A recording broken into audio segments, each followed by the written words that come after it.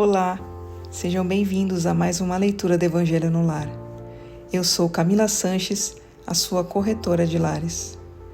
Por favor, separe um copo de água para cada pessoa que desejar receber a água fluidificada.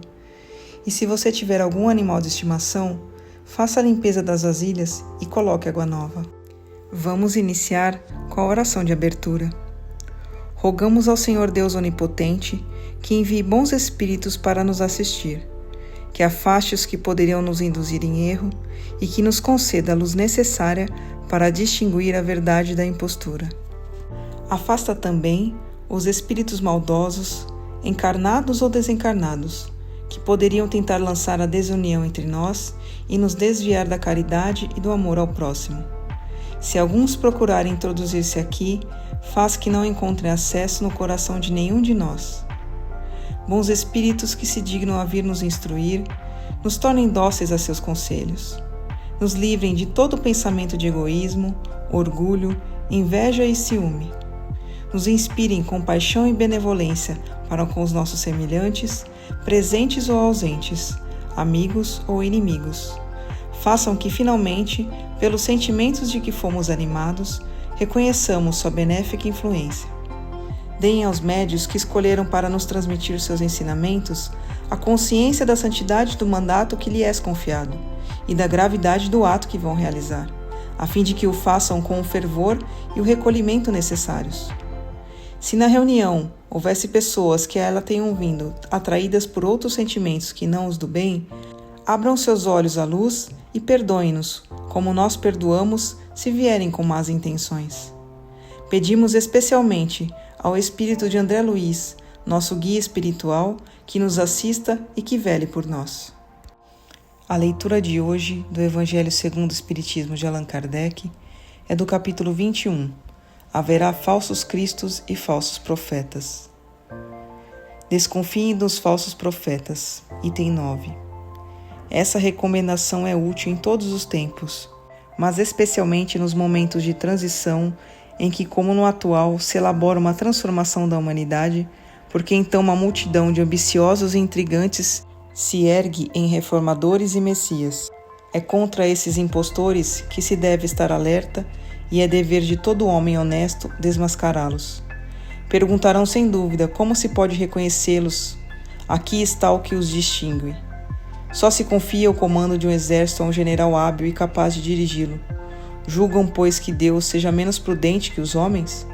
Fiquem certos de que ele só confia missões importantes àqueles que considera capazes de cumpri-las, porque as grandes missões são fardos pesados que esmagariam um homem muito fraco para carregá-los.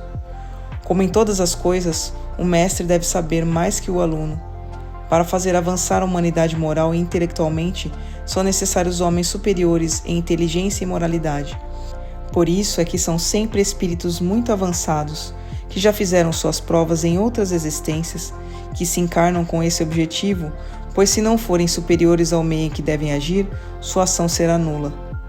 Assim sendo, concluam que o verdadeiro missionário de Deus deve justificar sua missão por sua superioridade, por suas virtudes, pela grandeza, pelo resultado e pela influência moralizadora de suas obras.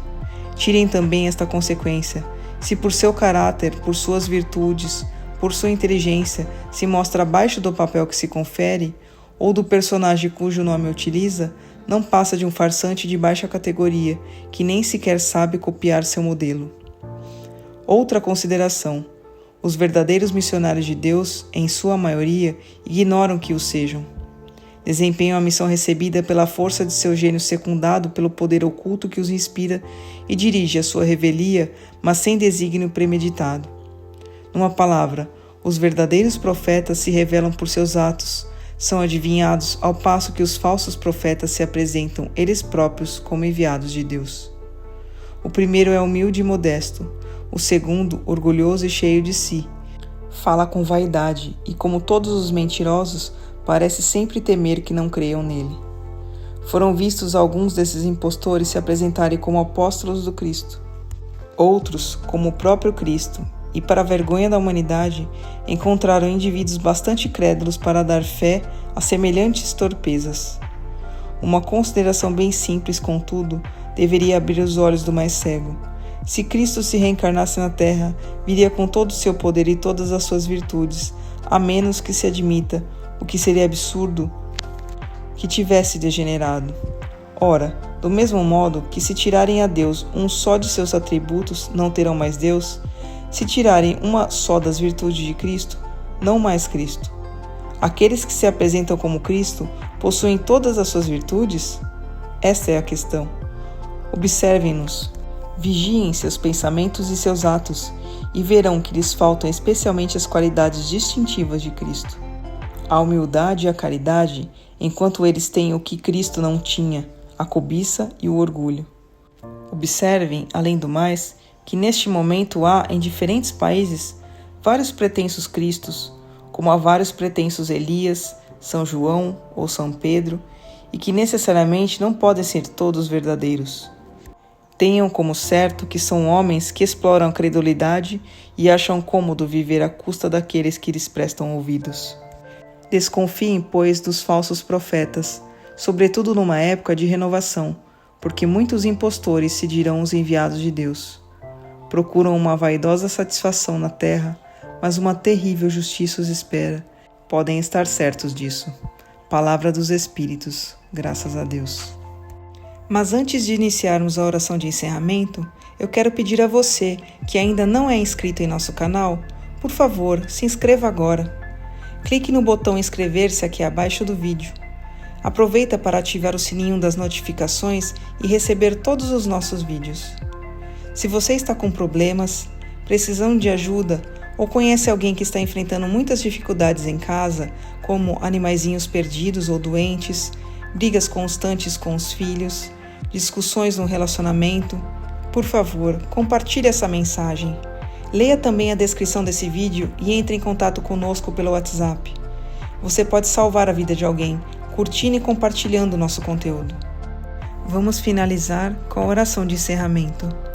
Agradecemos aos bons espíritos que se dignaram vir comunicar-se conosco e lhes rogamos que nos ajudem a pôr em prática as instruções que nos deram e façam com que, ao sair daqui, cada um de nós se sinta fortalecido na prática do bem e do amor ao próximo.